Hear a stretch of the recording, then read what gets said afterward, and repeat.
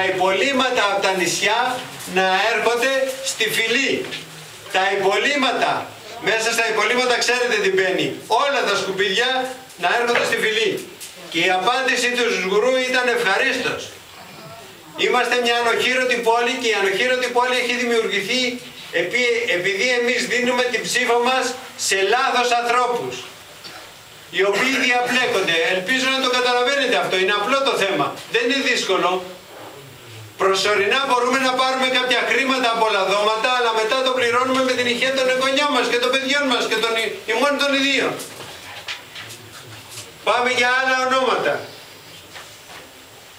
Ο Περιφερειάρχης, για να δώσει αντισταθμιστικά πλέον στη φυλή και όπου δει υπάρχουν εγκαταστάσεις διαχείρισης απορριμμάτων, θα πρέπει σύμφωνα με τον νόμο, τον νέο νόμο του 2013, να συγκαλεί το Διοικητικό Συμβούλιο γύρω στους 60 δημάρχους του ΕΣΝΑ και να παίρνει από αυτούς την απόφαση, να αποφασίζουν αυτοί. Έτσι λοιπόν συγκάλεσε Δημοτικό Συμβούλιο του ΕΣΝΑ τώρα μέσα στο 13, τέλος του 13. Και εκεί παραβρέθηκαν πάρα πολλοί.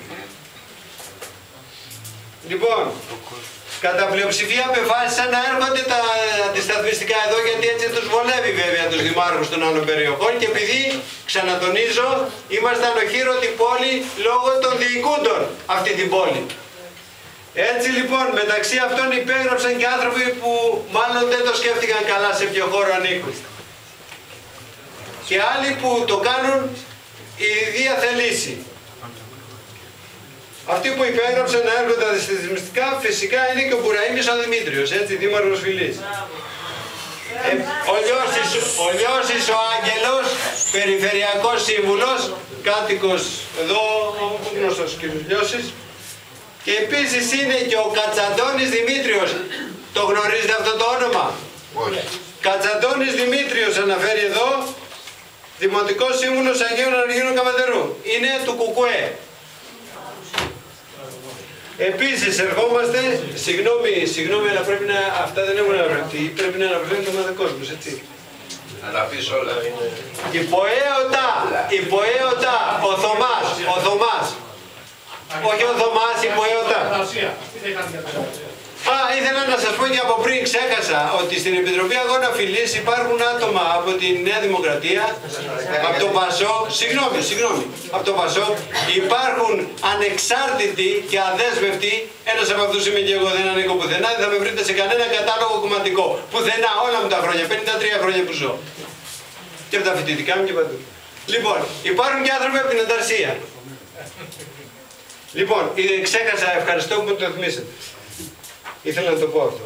Λοιπόν, η ΠΟΕΟΤΑ, Θωμάς εδώ, η πρόταση της ΠΟΕΟΤΑ εξακολουθεί να είναι αυτή που έχω στα χέρια μου. Έλα λίγο. Ωραία. Λοιπόν, θα σου αναφέρω τι λέει η ΠΟΕΟΤΑ. Η ΠΟΕΟΤΑ αναφέρει υπεράσπιση πρώτον, υπεράσπιση δημοσίου και κοινωνικού χαρακτήρα στη διαχείριση στερεών αποβλήτων. Δεύτερον, δημιουργία ολοκληρωμένων εγκαταστάσεων διαχείρισης απορριμμάτων που θα περιλαμβάνουν χώρο υγειονομικής ταφής για το ρεύμα των υπολείπων που δεν υπόκειται σε περαιτέρω επεξεργασία και για τα υπολείμματα και μονάδα επεξεργασίας των σημείκτων απορριμμάτων που απομένουν. Θα υπάρχει μια μονάδα για τα σήμακτα που απομένουν. Η επιλογή της τεχνολογίας θα γίνεται στην κατεύθυνση της μεγιστοποίησης της ανακύκλωσης. Θα πρέπει να προκρίνεται ο συνδυασμός της πιο οικονομικής και φιλικής στο περιβάλλον λύσης με αποκλεισμό επομένως της καύσης. Τρίτον, λειτουργία του υφιστάμενου εργοστασίου μηχανικής ανακύκλωσης. Ξέρετε πού βρίσκεται αυτό? Εδώ, στη Φυλή. Αυτό, να συνεχίσει να λειτουργεί. Με πλήρη δυναμικότητα, αλλά μπορεί επίσης και μία εκ των 3 γραμμών του να κάνει επεξεργασία προδιαλεγμένου οργανικού. Οπότε η δυναμικότητα των ανωδίων μπορεί να φτάσει 200.000 τόνους το χρόνο. Είναι εδώ αυτό το εργοστάσιο, το ΕΜΑΚ-1.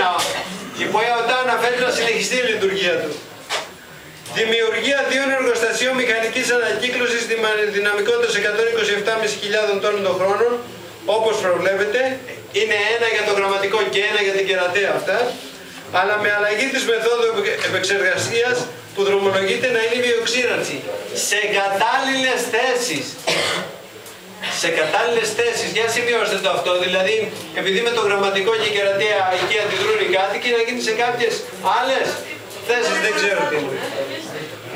Καθιέρωση 4 ρευμάτων, δηλαδή τα σκουπίδια που έρχονται χαρτί, γυαλί, ξεχωριστά ρεύματα. Ειδικότερα καθιέρωση ρευμάτων οργανικών ξεχωριστά, μάλιστα. Ναι. Θα μαζέψουμε λοιπόν.